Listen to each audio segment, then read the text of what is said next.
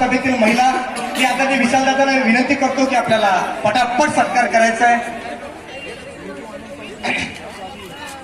विशालदादांना एक प्रश्न विचारला की दादा म्हणते भाऊ महिलांचा सत्कार घ्यायचा पण का घ्यायचाच आहे.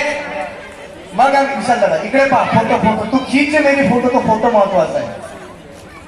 तर मग आम्ही विशालदादांना सांगितलं की शिवराय आम्हाला दिसतात त्याचं कारण आहे मासाहेब राजमाता जिजाऊमुळे.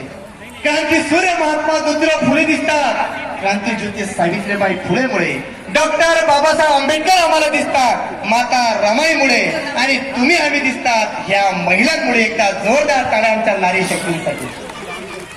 असं बोललं नारी शक्तीने की असं वाटतं की महिलाच योजना आली की लाडकी बहीण असो.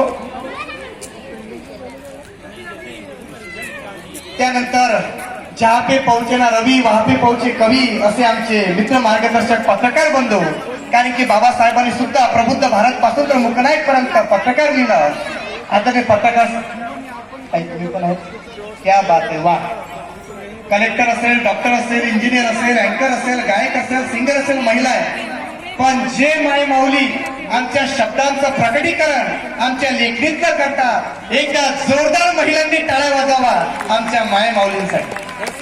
आदरणीय विशालदादा आपणास विनंती आहे की आजच्या पत्रकार बंधूंचं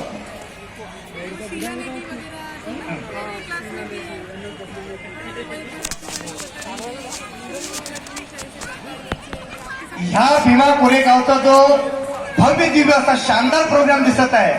विशाल दादाला एका लाडक्या बहिणींनी मदत केली. या सर्व लाडक्या बहिणी एकदा जोरदार टाळ्या आमच्या लाडक्या बहिणींसाठी. खूप खूप धन्यवाद ताई. आदरणीय विशाल दादांना विनंती करतो आदरणीय विशाल दादा आपल्या पत्रकार बंधूंचं यथोचित आपण सन्मान करूया आपण सत्कार करूया.